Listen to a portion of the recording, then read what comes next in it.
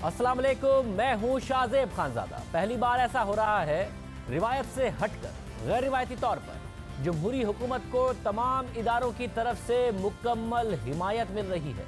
इदारे हुकूमत के साथ खड़े हैं, ना सिर्फ साथ खड़े हैं बल्कि ताउन कर रहे हैं। इस वक्त हुकूमत के लिए सबसे बड़ा चैलेंज मईशत है, मगर हुकूमत की मुआशी पॉलिसीज तनकीद की जद में है। अपोजिशन तनकीद कर रही है और मुल्क में मुआशी बेयकीनी की कैफियत है।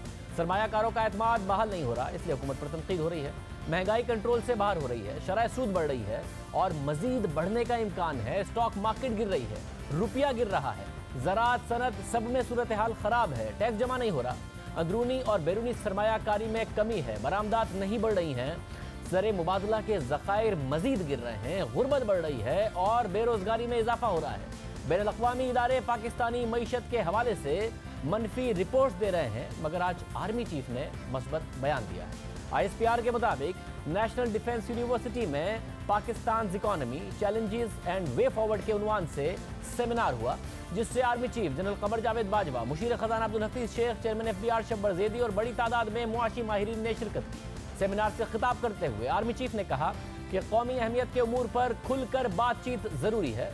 हुकूमत और दीगर स्टेक होल्डर्स की कौमी अहमियत के मामलात पर बातचीत ज़रूरी है। आर्मी चीफ ने सिक्योरिटी और मईशत के दरमियान ताल्लुक की अहमियत पर जोर दिया, क्योंकि दोनों एक दूसरे के लिए ज़रूरी हैं। आर्मी चीफ ने कहा कि मुआशी खुद मुख्तारी के बगैर कोई दूसरी खुद मुख्तारी मुमकिन नहीं।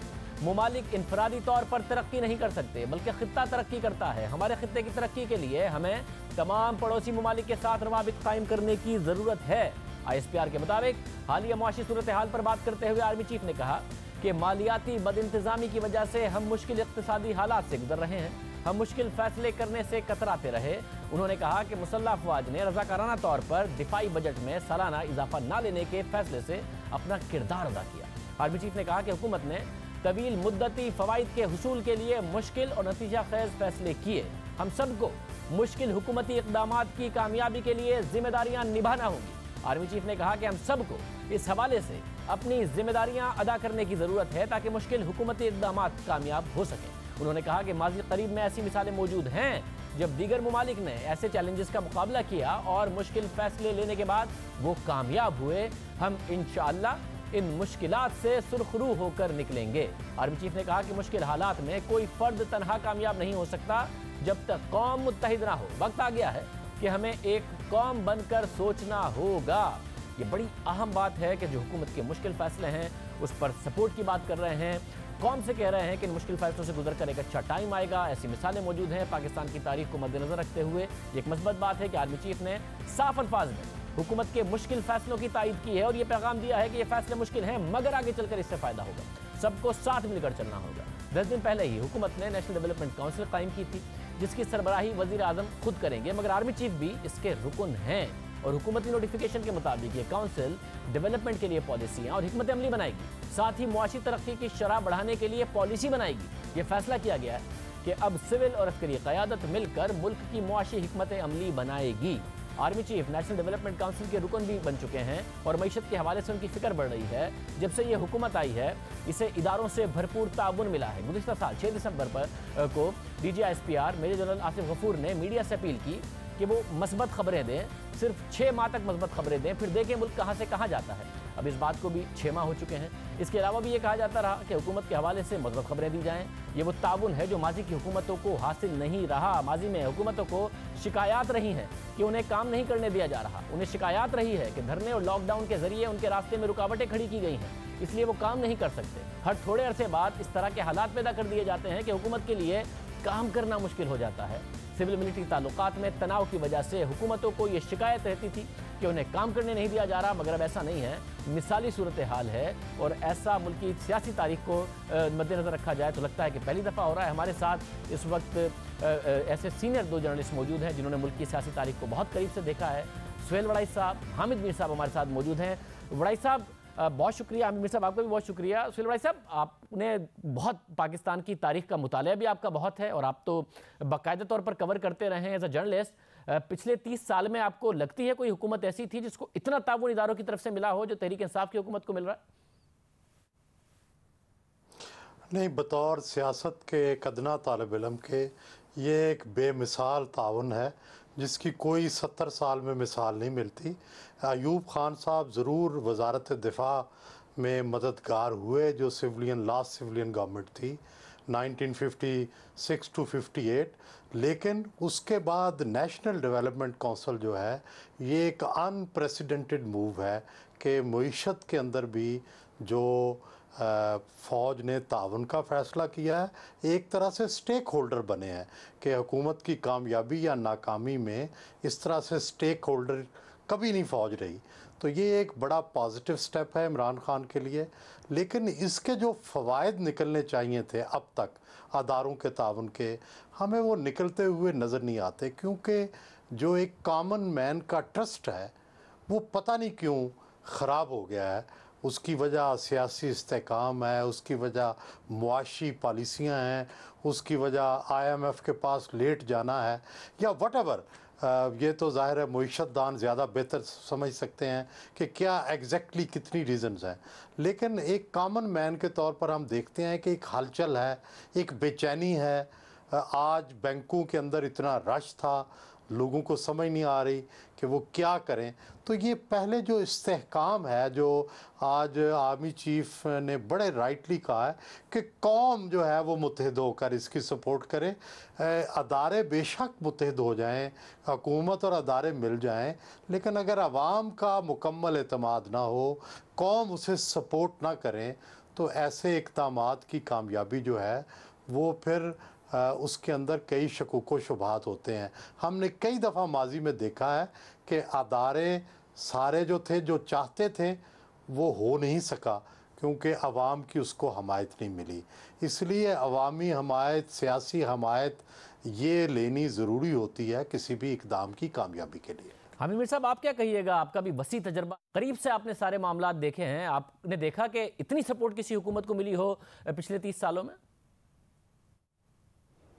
देखें, 1988 के बाद से अब 2019 आ गया है, तो मेरा ख्याल है कि ये पहली दफ़ा एक सिविलियन हुकूमत है जिसको कि मुख्तलिफ रियासती इदारों की तरफ से बहुत भरपूर सपोर्ट मिल रही है, और उसकी बहुत सी वजूहात हैं। और जो बुनियादी वजह हमें नज़र आ रही है वो ये है कि इस वक्त पाकिस्तान की जो इकॉनमी है वो एक शदीद बहरान का शिकार है, और जितने भी रियासत के बड़े बड़े स्टेक होल्डर्स हैं उनको ये लगता है कि अगर हम सब ने मिलजुल कर इकॉनमी को बचाने की कोशिश ना की तो हम सब का बहुत नुकसान होगा। लेकिन इसमें एक बात जो मैं ज़रूर ये कहूँगा कि ये जो हुकूमत है उसको ये चाहिए कि इसमें वो जो अपोजिशन है उसको भी स्टेक होल्डर बनाने की कोशिश करे, क्योंकि आप देखें कि जब भी अपोजिशन की तरफ से चार्टर ऑफ इकॉनमी की बात होती है या मिसाक मुईशत की बात होती है तो उसको मजाक में उड़ा दिया जाता है, बात का बतंगड़ बना दिया जाता है, उसको NRO की कोशिश बना दी जाती है। लिहाजा अब वो अपोजिशन जिसने कि ये ऑफ़र हुकूमत को की थी कि इकॉनमी की खातिर हम आपसे बातचीत के लिए तैयार हैं, ये शहबाज शरीफ साहब ने भी बात की, बिलावल भुट्टो जरदारी साहब ने भी बात की, आसिफ जरदारी साहब ने भी बात की, और भी अपोजिशन के रहनुमाओं ने बात की। अब वो ये बात करने के लिए तैयार नहीं है। अब मुस्लिम लीग नून की तरफ से और पीपल्स पार्टी की तरफ से वाज़ेह तौर पे कह दिया गया है कि अब हम इकॉनमी पे आपके साथ बात करने के लिए तैयार नहीं है, क्योंकि आप कहते हैं कि जी हमने NRO करना है। तो बज़ाहिर तो हमें लग रहा है कि जो रियासती इदारे हैं वो हुकूमत के पीछे खड़े हैं और ख़ास तौर पे इकॉनमी के मसले पे बड़े कंसर्न नज़र आते हैं। लेकिन आप अपोजिशन को कैसे इसमें से माइनस कर सकते हैं, जबकि अपोजिशन जो है वो सिंध में हुकूमत कर रही है, अपोजिशन गिलगित बल्तिस्तान में हुकूमत कर रही है, अपोजिशन जो है वो आज़ाद कश्मीर में हुकूमत कर रही है। तो आप उसको माइनस नहीं कर सकते। और फिर अपोजिशन का पाकिस्तान की कौमी असम्बली में और सेनेट में भी एक बहुत अहम किरदार है। तो इसमें ये बिल्कुल दुरुस्त है कि जो रियासती इदारे हैं और ख़ास तौर पे जो पाकिस्तानी फ़ौज की क़यादत है वो इकॉनमी की वजह से भरपूर तरीके से इस हुकूमत के पीछे खड़ी नज़र आ रही है। लेकिन आज भी आप देखें कि जो बजट के इजलास में जो आज भी जो तकरीरें हुई हैं उसमें जो हुकूमती वज़रा की तरफ से जो तकरीरें की गई हैं तो उन तकरीरों में आपको कहीं पर ये नज़र नहीं आ रहा था कि वो अपोजिशन को साथ लेकर चलना चाहते हैं। सिर्फ किसी कट मोशन पे 15-20 का फ़र्क नज़र आ रहा था, किसी कट मोशन पे 20-25 का फ़र्क नज़र आ रहा था, एक कट मोशन पे 30 का फ़र्क आपको नज़र आ रहा था। तो हुकूमत जो है वो बहुत एफर्ट करके अपने अरकान को असम्बली में प्रेजेंट रख रही है ताकि उसको किसी कट मोशन पे शिकस्त का सामना ना करना पड़े। और अगर जो आज की जो असम्बली की सूरत हाल अगर आप उसको सामने रखें तो ये लगता है कि इनको बड़ी टफ सिचुएशन का सामना है। भाई साहब, आपको लगता है कि ये जो रवैया इस वक्त ओपोजिशन का भी मिला है हुकूमत को, और हुकूमत का जो ओपोजिशन की तरफ रवैया है, ये जो माजी में पीपल्स पार्टी की हुकूमत हो या नून लीग की, उन्हें इदारों से भी प्रॉब्लम था, अदलिया के साथ भी प्रॉब्लम था, ये जो प्रॉब्लम ना होना है और इदारों की भरपूर सपोर्ट है कि ये हुकूमत डिलीवर करे, पाकिस्तान के हालात बेहतर करे, वो कोई एरोगेंस भी लेके आ गया है हुकूमत के अंदर कि जी हम क्यों अपोजिशन से बात करें। अपोजिशन के साथ जो हुकूमत का रवैया है वो आपको लग रहा है इस वजह से भी है कि हमें हुकूमत अपोजिशन हमारा कोई नुकसान कर नहीं सकती है, इदारे हमारे साथ खड़े। जी बिल्कुल, जब उन्हें नुकसान का डर होता है तो वो मुज़ाकरात भी करते हैं, उनके साथ सुलह भी कर लेते हैं, कई उन्हें रियायत भी दे देते हैं। लेकिन जब से उन्हें यह एहसास हुआ है कि अदारे हमारे साथ हैं, हमारी हुकूमत को कुछ नहीं हो सकता, तो वो बिल्कुल उनका एक एरोगेंस का रवैया है। और हमेशा आप अगर मुखालिफ को ये तासुर दें कि हम एरोगेंट हैं तो उससे लड़ाई बढ़ती है। तो इस वक्त अपोजिशन जो है आप एपीसी की तरफ चली गई है, वो तहरीक चलाने के बारे में मनसूबाबंदी कर रहे हैं। तो ऐसे में मुईशत कैसे मुस्तहकम होगी जब फ़र्ज़ करे कारोबार बंद हो जाए या सड़कें बंद हो जाएं या धरने हो जाएं। तो ऐसे में अदारे या हुकूमत सारे मिल भी जाएं तो कुछ ना कुछ तो गड़बड़ फिर होगी। तो इसलिए ज़रूरी है कि जिस तरह दहशत गर्दी के ख़िलाफ़ सब मिल के सब ने इक़दामात किए और कामयाबी हासिल की, इसी तरह मिसाक़े मुईशत के बारे में भी मिल के जो है वो हालात ठीक करने की कोशिश की जाए। हुकूमत को समझाया जाए कि ये एरोगेंस ठीक नहीं है। या तो आपको असम्बली में 2/3 मेजॉरिटी हो, आपके पास तो 7 लोगों की 8 लोगों की मेजॉरिटी है और आपका रवैया ऐसे है जैसे पाकिस्तान ने बाकी सबको मुस्तरद कर दिया है। ऐसा नहीं है। आप सिंध के अंदर पीपल्स पार्टी मौजूद है, पंजाब के अंदर उतनी ही बड़ी तादाद में नून मौजूद है जितनी में पीटीआई मौजूद है। और जिस तरह अहमद मीर साहब कह रहे थे गिलगित बल्तिस्तान में नून की हुकूमत है, आज़ाद कश्मीर में हुकूमत है। तो मतलब है ये टोटल या तो शिकस्त हो गई हो नून पीपल्स पार्टी को, वो ज़ीरो हो या बिल्कुल ही 12-14 लोग हों, तो ठीक है आपकी एरोगेंस समझ आती है कि हम इनसे क्यों सुलह करें।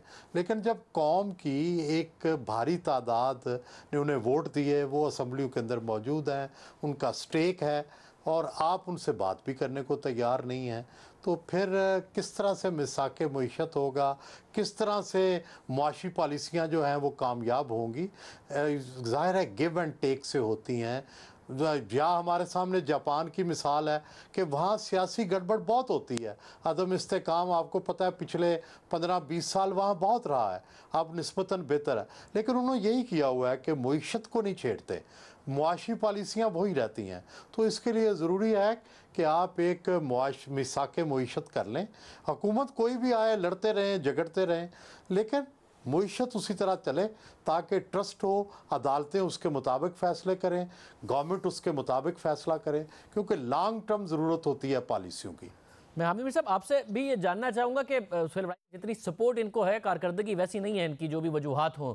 आप भी समझते हैं कि जो पीपल्स पार्टी को पहले साल से प्रॉब्लम का सामना करना पड़ गया था, नून लीग को भी पहले साल से ही मसाइल का सामना करना पड़ा, तहरीक इंसाफ को कोई ऐसे मसाइल नहीं हैं ना अदलिया से ना दूसरे इदारों के साथ, उसके बावजूद भी कारकर्दगी वो है नहीं जो तहरीक इंसाफ की होनी चाहिए थी? हाँ, ये आपका सवाल बहुत अच्छा है कि जितनी भरपूर हमायत जो है वो इमरान खान साहब को हासिल है रियासती इदारों की तरफ से, इसकी माजी में मिसाल नहीं मिलती। और यकीनन ये after a very long time ये पाकिस्तान में एक ऐसी सिविलियन हुकूमत आई है जिसके पीछे इस्टेब्लिशमेंट खड़ी हुई नज़र आ रही है। लेकिन उस लिहाज से अगर आप देखें तो उसकी जो इक्तिसादी मैदान में जो कारकर्दगी है वो उतनी हौसला अफजा नहीं है जितनी कि होनी चाहिए थी। और इसीलिए उनको अपना वज़ीर ख़जाना तब्दील करना पड़ा, इसलिए उन्होंने स्टेट बैंक का गवर्नर तब्दील कर दिया, इसलिए उन्होंने FBR का चेयरमैन तब्दील कर दिया, और भी बहुत सी वजारतें उन्होंने तब्दील की हैं। तो ये इमरान खान साहब को इस पर तवज्जो देनी चाहिए कि ये उनको पाकिस्तान की सियासी तारीख में एक गोल्डन अपॉर्चुनिटी मिली है। 88 के बाद ये वो पहली हुकूमत है जिसके पीछे बाकायदा जो रियासती इदारे हैं वो खड़े हुए नज़र आ रहे हैं। और कह रहे हैं कि भाई हम आपके साथ हैं और हम चाहते हैं कि आप कामयाब हो जाएं। लेकिन उस लिहाज से अगर देखा जाए उस जो उनकी परफॉर्मेंस है उसको कंपेयर किया जाए पिछली मुस्लिम लीग नून की हुकूमत जिसको प्रॉब्लम्स थी, उससे पिछली पीपल्स पार्टी की हुकूमत जिसको बहुत ही प्रॉब्लम्स थी, तो उस लिहाज से देखा जाए तो इनकी इमरान खान साहब की जो कारकर्दगी है उसको आप ये कह सकते हैं कि जो पीपल्स पार्टी और मुस्लिम लीग नून की हुकूमत के जो पहले एक साल थे उस लिहाज से पाकिस्तान तहरीक इंसाफ की कारकर्दगी उतनी अच्छी नहीं है जितनी के होनी चाहिए। ये भी जानना चाहूंगा, ये बात अभी भी तय है, एपीसी हो गई, सब हो गया कि हुकूमत को खतरा कोई नहीं है, अभी डिलीवर करना चाहें इदारों की सपोर्टें कर सकते हैं, ऑपोजिशन से कोई खतरा नहीं है? जी खतरा नहीं है, लेकिन खतरते हुए भी कोई देर नहीं लगती। हमने देखता है माजी में भी कि एक छोटा सा इवेंट बड़ा हो जाता है, तो इसलिए हुकूमत को मोहतात रहना चाहिए। ये जो अदारों की सपोर्ट है ये ज़रूरी नहीं कि हमेशा रहे।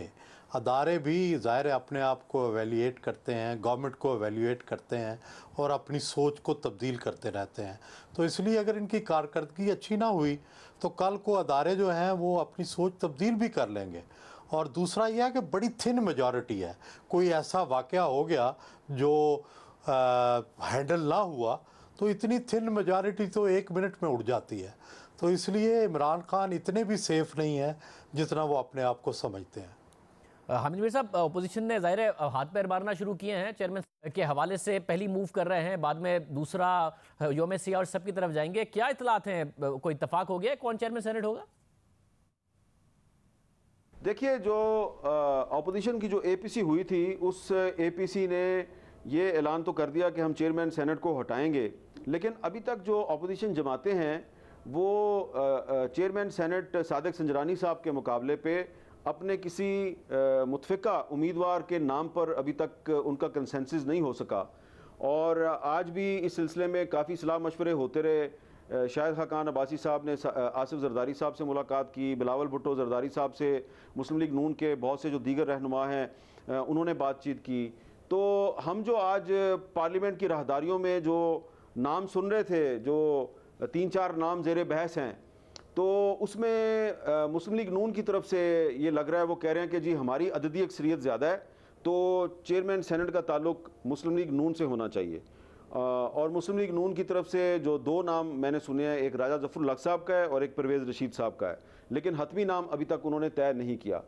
पीपल्स पार्टी के जो हल्के हैं वो सलीम मांडीवाला साहब का नाम दे रहे हैं, कुछ लोगों का ख्याल है कि रज़ा रब्बानी साहब भी हो सकते हैं, लेकिन मैंने जो पीपल्स पार्टी के जो बहुत सीनियर और जो इंतहाई अहम रहनुमा हैं उनकी ज़ुबान से सिर्फ सलीम मांडीवाला साहब का नाम सुना है। इसके अलावा ये भी हमें पता चला है कि कुछ अपोजिशन की जमातें जो हैं वो हासिल बजिंजो साहब को भी चेयरमैन सेनेट के उम्मीदवार के तौर पे सामने लाना चाहती हैं, क्योंकि उनका ख्याल है कि मौजूदा चेयरमैन का ताल्लुक बलोचिस्तान से है तो जो अगले चेयरमैन है उनका ताल्लुक भी बलोचिस्तान से होना चाहिए।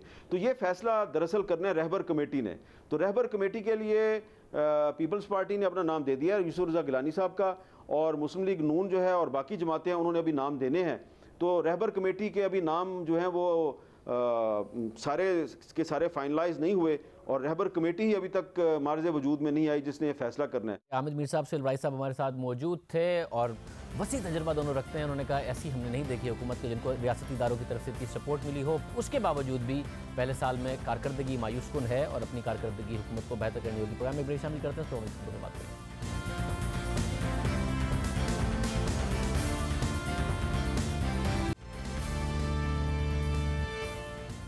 सुप्रीम जुडिशल काउंसिल में 2 जुलाई को जस्टिस काजी फाइज ईसा और जस्टिस के आगा से मुतालिक हुकूमती रेफरेंसेस की दूसरी अहम समाअत होने जा रही है, जिसके खिलाफ सुप्रीम कोर्ट बार एसोसिएशन ने मुल्क भर में यौम सियाह मनाने का ऐलान किया है। इससे पहले 14 जून को भी वकला की नुमाइंदा तंजीमों ने सुप्रीम जुडिशल काउंसिल की पहली समाअत पर मुल्क भर में हड़ताल की थी और अदालती कार्रवाइयों का बॉयकॉट किया था। और अब एक बार फिर वकला तंजीमें जजेस से यकजहती का इजहार करने जा रही हैं, लेकिन इस अहम समाअत से पहले हुकूमत की जानिब से किए गए इकदामात पर सवालात उठ रहे हैं और उसकी टाइमिंग को अहम करार दिया जा रहा है। गुज़िश्ता रोज वज़ीर कानून फरोग नसीम की जानिब से मुल्क भर की 133 बार एसोसिएशंस में 17.5 करोड़ रुपए तकसीम किए गए और इस हवाले से आज डॉन अखबार में असद मलिक की खबर शाया हुई है, जिसके मुताबिक गुज़िश्ता रोज वज़ीर कानून डॉक्टर फरोग नसीम ने इस्लामाबाद में एक तकरीब के दौरान कौमी खजाने से 133 बार एसोसिएशंस में 17 करोड़ 50 लाख रुपए तकसीम किए हैं। खबर के मुताबिक बार एसोसिएशंस गुज़िश्ता कई माह से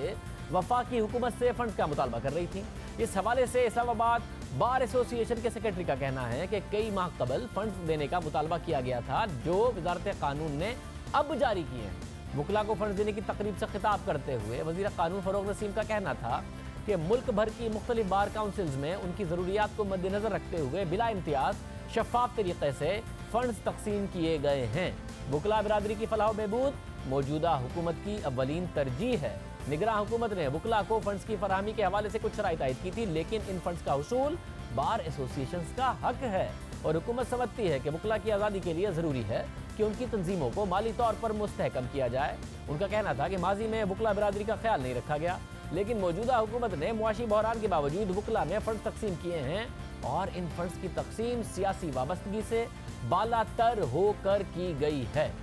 माजी में भी वकला तंजीमों को फंड्स दिए जाते रहे हैं, उन्हें बजट में भी मुख्तस किया जाता है और इन फंड्स का मुतालबा वकला तंजीमें गुज़िश्ता कई माह से करती भी रही हैं, लेकिन उन्हें ये फंड्स ऐसे वक्त में दिए गए हैं अचानक जब सुप्रीम जुडिशल काउंसिल में सुप्रीम कोर्ट के जस्टिस काजी फाइज ईसा से मुताल्लिक रेफरेंस ज़ेर समात है और वकला तंजीमें इसके खिलाफ पहला एहतजाज 14 जून को कर चुकी हैं और अब 2 जुलाई को यौम सियाह मनाने जा रही हैं, जिसकी वजह से इस मामले पर सवालात उठ रहे हैं। और आज डॉन अखबार की खबर में भी पीपल्स पार्टी के दौर में वकला को दिए गए फंड्स का हवाला देते हुए कहा गया है कि माजी में पीपल्स पार्टी की हुकूमत ने अपने उस वक्त के वजीर कानून बाबर एवान के जरिए 132 डिस्ट्रिक्ट बार एसोसिएशन में 70 करोड़ 64 लाख रुपए तकसीम किए थे। खबर के मुताबिक ये फंड्स ऐसे वक्त में तकसीम किए गए थे जब उस वक्त के सदर आसिफ अली जरदारी के खिलाफ स्विस मुकदमात दोबारा खोलने और कौमी मुफाहमती ऑर्डिनेंस से मुंसलिक अदालती अहकामात पर अमल दरामद ना करने के मामला चल रहे थे।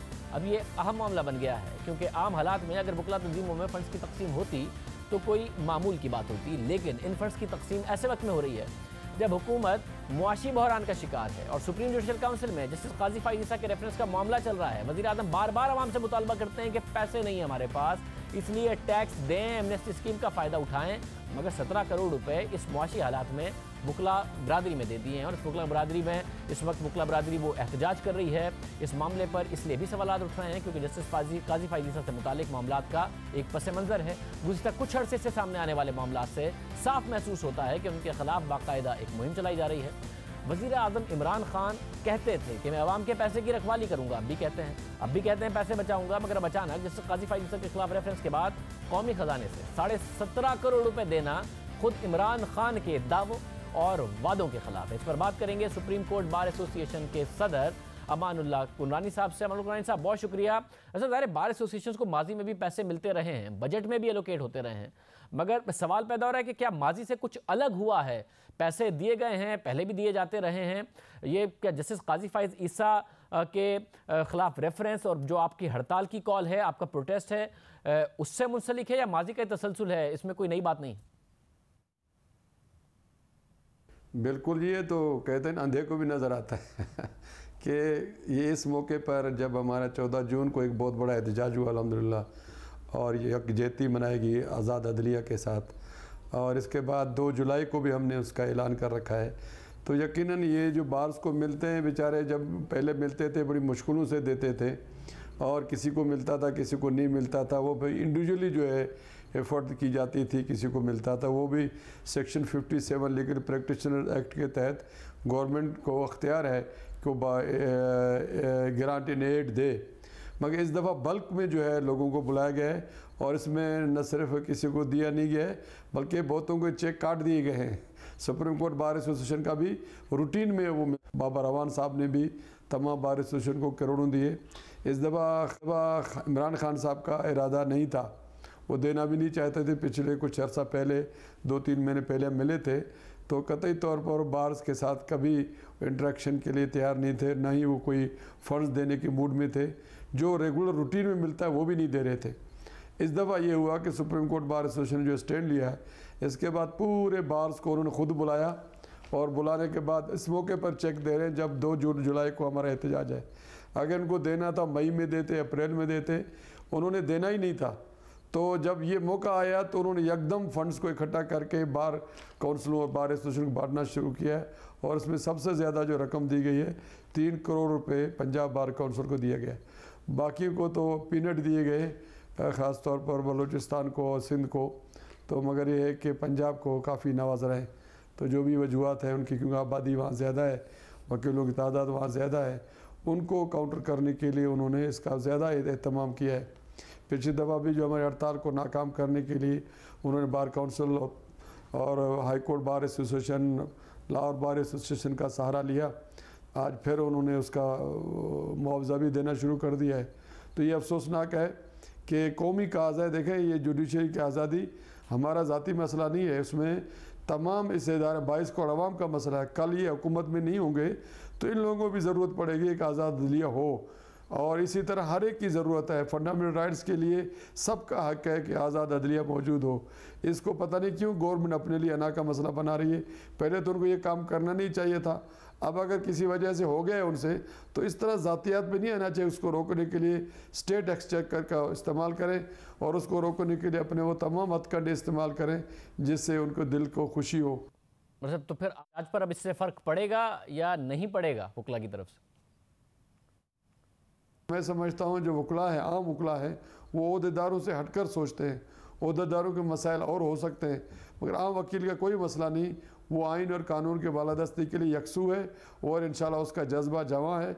वो 2 जुलाई को वहाँ पर तमाम ओहदेदार जो है वो पहुँचेंगे। जिनको पैसे मिले भी हैं, मुझे उम्मीद है वो भी पहुँचेंगे, क्योंकि ये उनको मिले grant and aid state of Pakistan ने दिए हैं, किसी के ज़ात का नहीं है। तो अगर उन्होंने लिया भी है तो मैं समझता हूँ वो अपने काज से कंप्रोमाइज़ नहीं करेंगे। बहुत शुक्रिया। प्रोग्राम में एक ब्रेक शामिल करते हैं। वज़ीर आज़म सबके प्रोजेक्ट्स का माजी के एहतसाब की बात कर रहे हैं। एक मामला ऐसा है जिसमें खामोश हैं और मुसलसल सवाल उठ रहा है, बात करेंगे।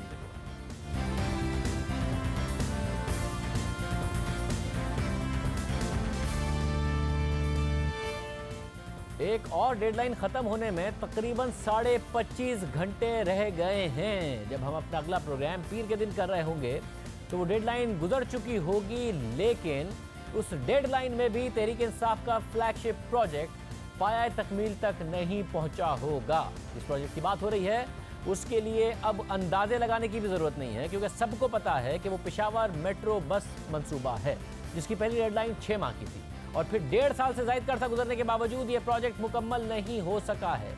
सब हैरान व परेशान हैं कि वक्त और पैसा बेइंतहा लग रहा है, मगर वज़ीर आज़म इमरान खान जो कौम का पैसा बचाने पर जोर देते रहे हैं, दूसरों के प्रोजेक्ट्स के ऑडिट की बात करते नहीं थकते, वो खामोश क्यों हैं? वो कोई नोटिस क्यों नहीं ले रहे हैं? इस प्रोजेक्ट को मुकम्मल करने के लिए तहरीक इंसाफ की सूबाई हुकूमत मुतादिद बार डेडलाइंस दे चुकी है और अब यह कह रही है कि अब हमने डेडलाइन देना छोड़ दी है। प्रोजेक्ट का मुकम्मल होना तो दूर की बात है, अब मामला बेज़ाब्तियों पर आ गया है, मगर इमरान खान खामोश हैं। गैर कानूनी ठेकों की बातें सामने आ रही हैं, मगर वज़ीर आज़म इमरान खान को खामोश हैं। अपोजिशन इस पूरे मामले पर हुकूमत को तनकीद का निशाना बना रही है। तहरीक इंसाफ की सूबाई हुकूमत के इस प्रोजेक्ट पर तहरीक इंसाफ की वफाकी हुकूमत को ताने दिए जा रहे हैं कि मरकज़ और सूबे में हुकूमत होने के बावजूद भी एक प्रोजेक्ट मुकम्मल होकर नहीं दे रहा।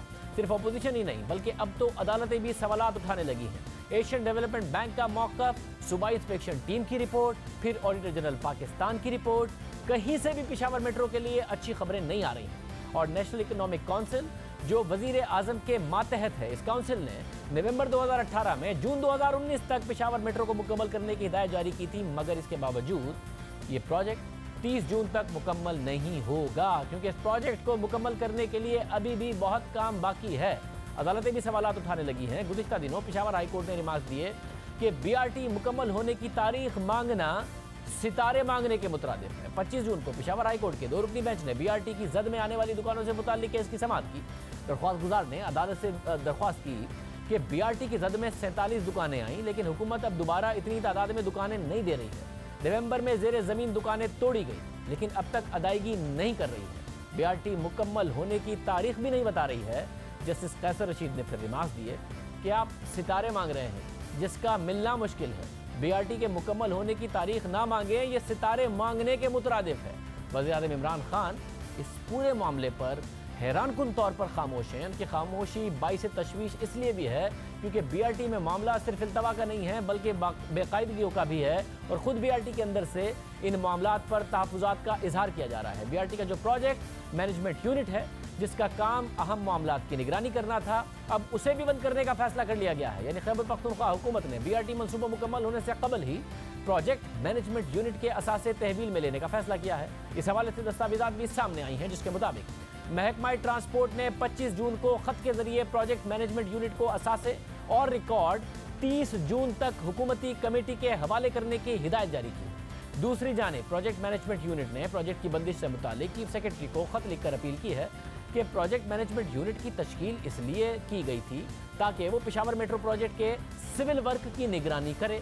खत में मजीद लिखा गया है कि प्रोजेक्ट के सिविल वर्क में अभी भी बहुत सारा काम बाकी है और उसकी वक्त पर तकमील के लिए प्रोजेक्ट मैनेजमेंट यूनिट का किरदार बहुत ज़रूरी है, जबकि प्रोजेक्ट मैनेजमेंट यूनिट के जम होने का मामला हाई कोर्ट में जेर समात है। खत में मजीद लिखा गया है कि अदालत ने हुकूमत को प्रोजेक्ट मैनेजमेंट यूनिट के खिलाफ कार्रवाई करने से रोका हुआ है, इसलिए प्रोजेक्ट मैनेजमेंट यूनिट से PC4 और असासे की मुंतकली का मुतालबा अदालती हुक्म की खिलाफ वर्जी है। चीफ सेक्रेटरी ज़मीनी हक़ाइक़ को मद्देनज़र रखते हुए इस प्रोजेक्ट के बेहतर मुफाद के लिए इस मामले पर तवज्जो दें। अब इस मामले पर ट्रांसपोर्ट डिपार्टमेंट ने एक और ख़त प्रोजेक्ट मैनेजमेंट यूनिट के डायरेक्टर को लिखा है कि जिसमें उन्होंने ये मौका अख्तियार किया है कि प्रोजेक्ट मैनेजमेंट यूनिट की तरफ से अपनी जिम्मेदारियां अदा ना करने के बावजूद इसको अपनी मुद्दत पूरी करने की इजाज़त सिर्फ अदालती रिमार्क्स की इज्जत करने पर दी गई, लेकिन अब प्रोजेक्ट की लाइफ 30 जून को ख़त्म हो रही है। यानी ट्रांसपोर्ट डिपार्टमेंट ये तस्लीम कर रहा है कि अदालती अहकाम की वजह से प्रोजेक्ट मैनेजमेंट यूनिट के खिलाफ अब तक कोई एक्शन नहीं लिया गया, मगर अब प्रोजेक्ट की तकमील 30 जून को ख़त्म हो रही है, इसलिए अब वो कार्रवाई कर सकते हैं। मगर अहम बात यह है कि प्रोजेक्ट जब 30 जून को मुकम्मल ही नहीं हो रहा तो एक्शन कैसे लिया जा सकता है। दूसरी तरफ पेशावर मेट्रो का प्रोजेक्ट मैनेजमेंट यूनिट वो यूनिट है जिसने पेशावर मेट्रो के मंसूबे में कई खामियों की निशानदही की है। अब इसे बंद करने का फैसला क्यों किया गया है, क्या मामला है, बात करते हैं जियो न्यूज़ के नुमाइंदे शकील फरमान से। शकील फरमान, बहुत शुक्रिया।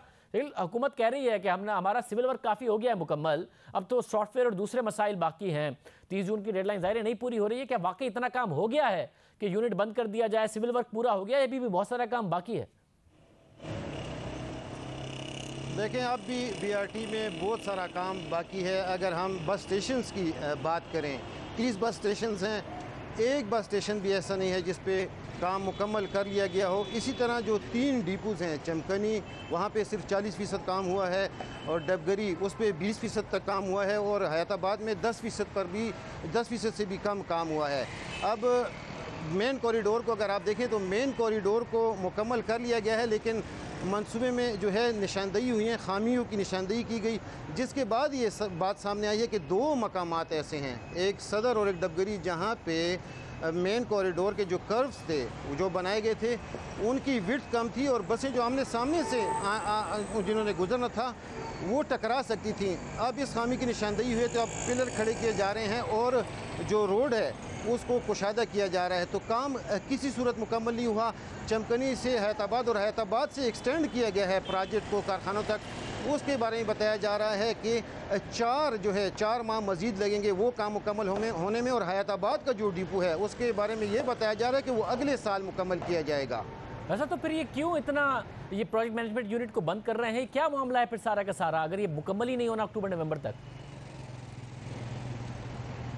देखें, 300 से ज़्यादा खतूत लिखे हैं प्रोजेक्ट मैनेजमेंट यूनिट ने, PDA, ट्रांस पेशावर और जो दीगर हुकूमती इदारे हैं, और वक्तन फ़वक्तन निशानदेही की है। और ऑडिटर जनरल ऑफ पाकिस्तान की अगर रिपोर्ट आप देखें तो उसमें भी बाकायदा ये कहा गया है कि जो PMU है इसने PDA से वक्तन फ़वक्तन जो है डिटेल्ड इंजीनियरिंग डिज़ाइन मांगा है, लेकिन वो भी जो है PDA फराम करने में नाकाम रहा है PMU को। तो बज़ाहिर यही लगता है कि कोई ऐसी सूरत हाल पैदा हुई है कि हुकूमत चाहती है कि जिस जो है प्रोजेक्ट मैनेजमेंट यूनिट ने निशानदेही की है वक्तन फ़वक्तन, उसके बारे में ये लग रहा है कि हुकूमत चाहती है कि अब ये बंद हो जाए। हालांकि प्रोजेक्ट मैनेजमेंट यूनिट के जो हुकाम हैं उनका कहना ये है कि PC1 में ये बाकायदा तौर पे लिखा गया है कि इसको ज़म होना है कपूमा में। तो वो भी हैरान है कि एकदम ऐसा क्या हुआ कि जो हुकूमत ने ये फ़ैसला किया है कि वो इसको बंद करना चाह रही है। और हुकूमत जो है, दूसरी जानब हुकूमत का कहना ये है कि प्रोजेक्ट के जो काम है वो मुकम्मल कर लिया गया है, अब PMU की कोई ज़रूरत नहीं है, तो अब इसको TPU के हवाले किया जा रहा है। और हुकूमती जो है कमेटी भी कायम कर दी गई है ताकि वो असासे और रिकॉर्ड जो है प्रोजेक्ट मैनेजमेंट यूनिट का अपनी तहवील में ले। बहुत शुक्रिया शकील फरमानी से हवाले से तफसील। हुकूमत से BRT मनसूबा तो मुकम्मल नहीं हो रहा, मगर हुकूमत की वजह से एक लफ्ज़ बहुत मशहूर हो रहा है, सिलेक्टेड लफ्ज़ दुनिया भर में मशहूर हो गया है। साथ ही पार्लियामेंटेरियंस ने तो चिड़ बना ली है अपोजिशन जमातों ने हुकूमत की। तरीके से ये लफ्ज़ बोल रहे हैं। जब वज़ीर आज़म के लिए इस लफ्ज़ को इस्तेमाल करने से मना किया गया तो सिलसिला आपके सामने रखेंगे ब्रेक के बाद।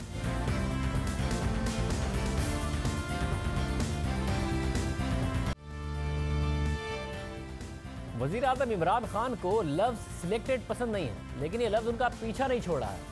कौमी असम्बली में इस लफ्ज़ के इस्तेमाल पर पाबंदी के बावजूद आए रोज़ अपोजिशन नए तरीक़ों से इस लफ्ज़ का इस्तेमाल करती है। हुकूमत पर तनकीद करनी हो तो लफ्ज़ सिलेक्टेड का इस्तेमाल किया जाता है। जमहूरी रिवायात की बात करनी हो तो लफ्ज़ सिलेक्टेड का इस्तेमाल किया जाता है। बजट की शिकों पर बात करनी हो तो भी लफ्ज़ सिलेक्टेड का इस्तेमाल होता है। यानी आजकल अगर कोई लफ्ज़ असम्बली में सबसे ज़्यादा इस्तेमाल हो रहा है तो वो लफ्ज़ सिलेक्टेड है, जबकि हुकूमत ने स्पीकर के जरिए इस लफ्ज़ पर पाबंदी लगाकर इसकी शोहरत में काफ़ी इजाफा कर दिया है। आज साबिक वज़ीर आज़म शाहिद खाकान अब्बासी ने हुकूमत पर तनकीद करते हुए एक नए तरीके से लफ्ज़ सिलेक्टेड का इस्तेमाल किया। सिलेक्टेड मैं नहीं कह सकता, आपने मना किया हुआ है। मैं आपके कुर्सी का एहतराम करता हूँ। ये दुनिया का पहला मुल्क है जहाँ सिलेक्टेड लफ्ज़ पर भी पाबंदी है। हाउस में नहीं कह सकते, पूरा पाकिस्तान कह रहे हैं हाउस में नहीं कहा जा सकता। बच्चा बाहर कह रहे हैं, बच्चा कहते हैं जी सिलेक्टेड है, हुकूमत सिलेक्टेड है, वज़ीर आज़म सिलेक्टेड है, हम नहीं कह सकते, हम नहीं कहते। अब अपोजिशन मजे ले रही है, चिड़ बना ली है, और यही तक बात नहीं है। गुज़िश्ता रोज़ वज़ीर आज़म इमरान खान की मौजूदगी में अपोजिशन लीडर शहबाज शरीफ ने लफ्ज़ सिलेक्टेड वज़ीर आज़म के लिए इस्तेमाल भी कर दिया। आपको याद होगा कि सिलेक्टेड वज़ीर आज़म वो ये कहते थे, मैं इसको एक्सपंज करता हूँ, ये मैं एक्सपंज करता हूँ, सिलेक्टेड को मैं एक्सपंज करता हूँ, इस पे बैन है, ये सिलेक्टेड नहीं हो सकता इधर। अगर आपने स्पीकर अगर सिलेक्टेड वज़ीर आज़म का लफ्ज़ कहा है तो मैं साइड में वज़ीर आज़म कह देता हूँ। ये लफ्ज़ एक मिनट, वो मैं ये लफ्ज़ एक्सपंज करता हूँ। आप साहब इस तरह नहीं हो सकता। सिलेक्टेड वज़ीर आज़म कहा करते थे कि अगर डॉलर की जो पैरिटी रुपए से 1 रुपया बढ़ जाए तो 100 अरब रुपया कौमी खजाने पर अपने कर्जों पर बोझ पड़ता है। आज एक रात में 700 अरब रुपए का बोझ पड़ा।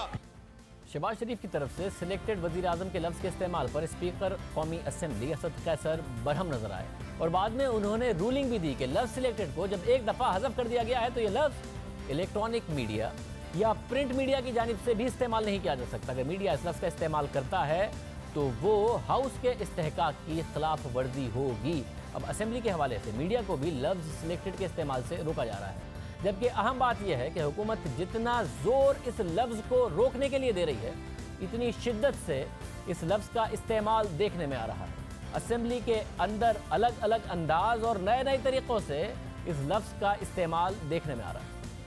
हर ज़ेरे खजाना डिवीजन सर, ये 8 नंबर मैंने सिलेक्टेड ये सिलेक्ट किया है sir. Thank you mister speaker. मैंने 1110 जो है वो सिलेक्ट किया है।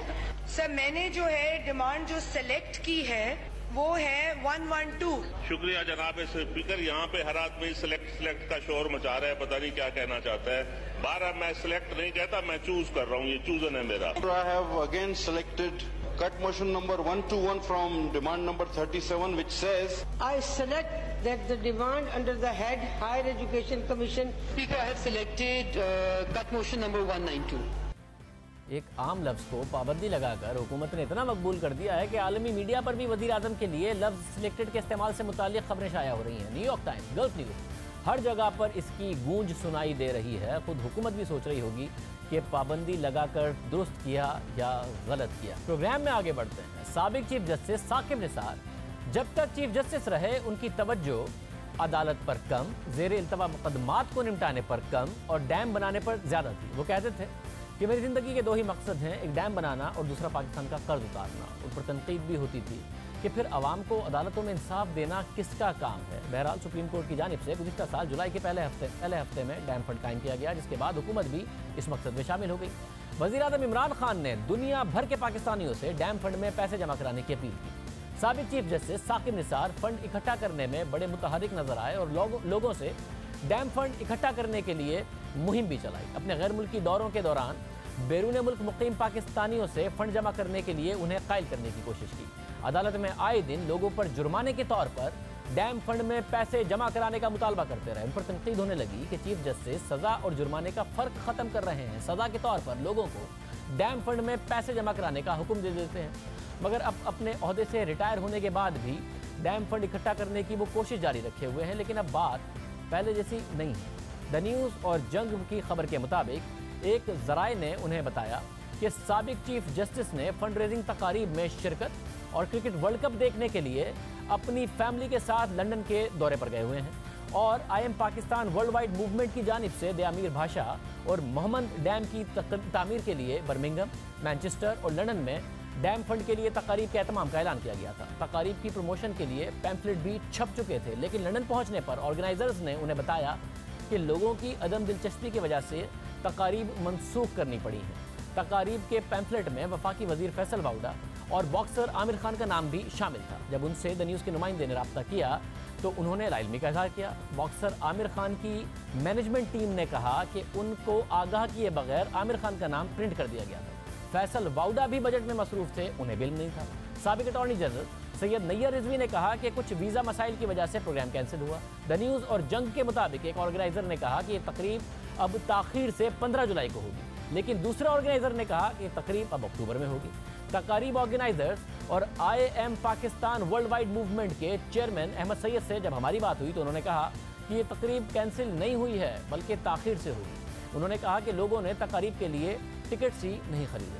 द न्यूज़ और जंग की रिपोर्ट बता रही है कि डैम फंड में अब आवाम की दिलचस्पी नहीं है। साबिक चीफ जस्टिस तकरीब में शिरकत के लिए पहुँच तो गए, मगर बैरून मुल्क पाकिस्तानियों की जानिब से अदम दिलचस्पी देखी गई। जब इस मुहिम का आगाज़ हुआ था उस वक्त भी हमने अपने प्रोग्राम में कहा था कि इतनी रकम का जमा होना मुमकिन नहीं है। हमने अपने प्रोग्राम में ज़ेर-ए-इल्तवा केसेस जो कि मुख्तलिफ सूबों में हैं और सुप्रीम कोर्ट में हैं, उनकी तादाद भी बताई थी कि उन पर तवज्जो की ज़रूरत है। हमने फिर 7 सितंबर 2018 को अपने प्रोग्राम में इस हवाले से बात की थी और अंदाज़ा लगाया था कि जिस तरह फंड्स मिल रहे हैं इस लिहाज से मतलूबा रकम का टारगेट हासिल करने के लिए कितनी मुद्दत दरकार होगी। सिर्फ भाषा डैम के लिए 1400 अरब रुपए की ज़रूरत थी। डैम फंड में जब 2 माह में सिर्फ 2 अरब रुपए जमा हुए थे तो इस लिहाज से हमने बताया था कि 1400 अरब रुपए जमा होने में 700 महीने लग जाएंगे। अब डैम फंड कायम हुए 1 साल हो गया है। सुप्रीम कोर्ट की वेबसाइट पर डैम फंड से मुताल्लिक दी गई तफसीलात के मुताबिक 1 साल में 10.67 अरब रुपए जमा हो सके। सुप्रीम कोर्ट की वेबसाइट पर इस वक्त डैम फंड में 5 करोड़ 35 लाख रुपए से ज़ायद रकम जाहिर हो रही है। सुप्रीम कोर्ट ने डैम फंड के लिए जमा की गई रकम की सरमायाकारी का फैसला किया और रकम नेशनल बैंक को मुंतकिल करने का हुक्म दिया। डैम फंड के लिए भरपूर मुहिम चलाई गई। इतने पैसे डैम फंड में जमा नहीं हुए जितने टीवी चैनल्स पर इश्तिहारात चलाए गए, अखबारात में इश्तिहारात शाया हुए। इस मुहिम में पाक फौज, सरकारी मुलाजमीन और समाजी शख्सियात समेत आम शहरियों ने अपने एहतियात जमा कराए, मगर इसके मतलूबा नताइज हासिल नहीं हुए, ना ही होना थे। जैसे साकिब निसार जब तक चीफ जस्टिस थे तो उनकी तवज्जो अदालती मामलात से ज़्यादा दूसरे मामलात पर रही और अब वो रिटायर हो गए हैं तो इन मामलात में अब आवाम की दिलचस्पी नहीं रही। आज के प्रोग्राम में इतना ही। आज से पीर के दिन मुलाकात होगी।